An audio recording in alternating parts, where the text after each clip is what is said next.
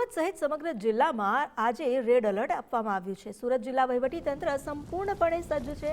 વરસાદની પરિસ્થિતિ પર તંત્ર સતત નજર રાખી રહ્યું છે। જિલ્લા ડિઝાસ્ટર વિભાગ કચેરીથી સતત મોનિટરિંગ કરવામાં આવી રહ્યું છે। કચેરીમાં મામલતદાર અને નાયબ મામલતદારની ટીમ પણ એક્ટિવ છે। તંત્ર સ્ટેટ ઇમરજન્સી કંટ્રોલ રૂમ સાથે પણ સતત સંપર્કમાં છે।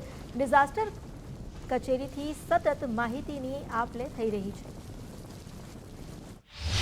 આજથી 2 દિવસ માટે સુરત સહિત દક્ષિણ ગુજરાતમાં રેડ એલર્ટ જાહેર કરવામાં આવ્યું છે અને વરસાદની પરિસ્થિતિ ઉપર ડિઝાસ્ટર મેનેજમેન્ટ વિભાગ દ્વારા સતત મોનિટરિંગ છે તે હાલ કરવામાં આવી રહ્યું છે। હાલ આપણે એ તસવીરો બતાવવાનો પ્રયત્ન કરીશું કે જ્યાં હાલ જે ડિઝાસ્ટર વિભાગની કચેરી ખાતેથી જે નાવકાસ્ટ છે તેમના ઉપર સતત મોનિટરિંગ કરવામાં આવી રહ્યું છે। વરસાદની પરિસ્થિતિ કયા પ્રકારની છે તેના પર સંપૂર્ણ છે તે ધ્યાન આપવામાં આવી રહ્યું છે।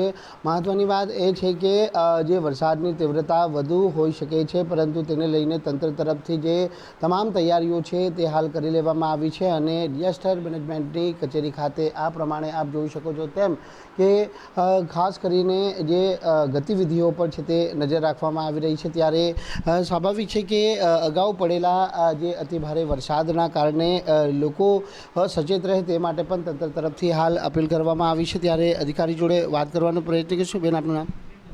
नीतल दोषी,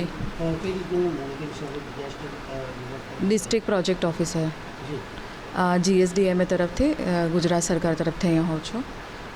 અહીંયા 24 કલાક જે અમારો કંટ્રોલ રૂમ સ્ટાર્ટ હોય છે એમાં મામલતદારશ્રી, નાયબ મામલતદારશ્રી, કલેક્ટરશ્રી એ બધા હમણાં અહીંયા આગળ હાજર છે અને બસ અમે લોકો આ જે પરિસ્થિતિ છે એની માટેના બધા ડેટા અને બધું કરી રહ્યા છે કે કોઈ પણ અનિચ્છનીય બનાવ ના બને।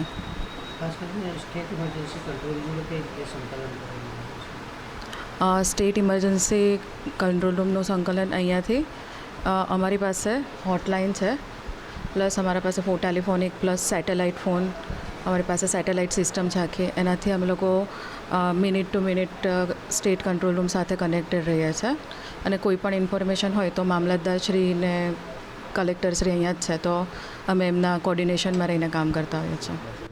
બિલકુલ, સ્ટેટ ઇમરજન્સી કંટ્રોલ રૂમ જોડે મિનિટ ટુ મિનિટ છે તે હાલ સંકલન છે તે હાલ કરવામાં આવ્યું છે।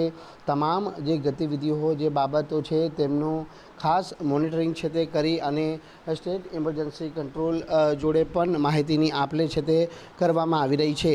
એટલે જે પ્રમાણે સુરત સહિત દક્ષિણ ગુજરાતમાં રેડ એલર્ટ જાહેર કરવામાં આવ્યું છે અને આ રેડ એલર્ટને લઈ સુરત જિલ્લા વહીવટીતંત્ર છે તે હાલ સંપૂર્ણ રીતે સજ્જ જોવા મળી રહ્યું છે। કેમેરામેન વિરલ વ્યાસ સાથે રાકેશ બ્રહ્મભટ્ટ, ગુજરાત ફર્સ્ટ, સુરત।